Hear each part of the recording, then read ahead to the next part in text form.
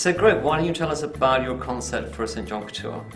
Well, as you know, George, we talked a lot about how since you and Glenn have come into the company, the lines have become a lot more elevated. So we found that whereas before Couture was very advanced, we now find that evening has kind of answered all those questions. So your challenge to me and my concept was to really elevate Couture, really play with new textures, be very experimental, push the envelope with shapes and colours and prints, and really challenge all the technical people here to really come up with new, exciting things for St. John. I think what's really interesting as well for Couture, I noticed it first here in Resort, were these great items that you're offering the customer. Like those crazy new Takes on Boyfriend cardigans with all the embellishment. And I think that the item business is such a key business for our customers because not everyone's dressing head to toe. So I love what you've done, that you've offered all these new categories.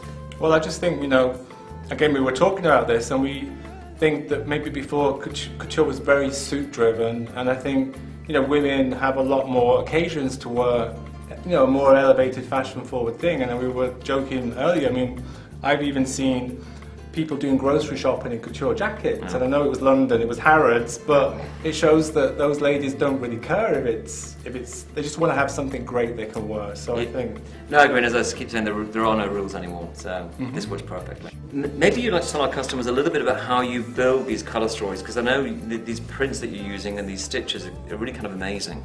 Yeah, we tend to work very much how you've you brought in this idea of using print as a foundation. So we tend to do a lot of research with print, especially with our own in-house designers, and also we work a lot with the super advanced print studios in London, and these are studios that work with they work with Prada and Louis Vuitton, and we find that they really do inspire a group. And from a print and a colour story, we spin off when we do our tweeds and we do our trims and embellishments, and it just gives this very kind of coordinated, without being too coordinated. We don't want to be matchy-matchy, but I think that's where we get these very concise groups. And another thing that we've noticed as well is that when you do have these great prints, that enables us to break up our merchandise, our deliveries into small vignettes where we're offering the customer, a little package around this print, other one like this, and it just makes the product mix more interesting. It doesn't become, a mono theme and the whole floor looking one colour. No, I agree. It gets much more dimensional.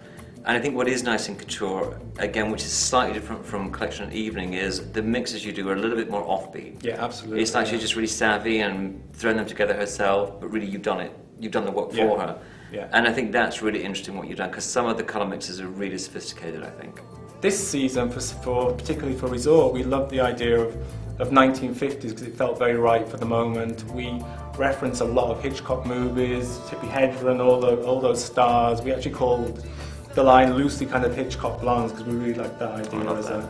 And so we do the oversized jackets with the skinny pencil skirts, and again, as you say, they are shapes that are a little bit more forward, and that does free us up to do that. Well, Greg, I must say, I think the Resort collection looks fantastic. I think it's really exciting, and I'm sure everyone's really eager to see what it's evolving into and what you're coming up with next. No, it's exciting, and it's something we all enjoy doing. It's fun. It's fun not to have so many rules. Sometimes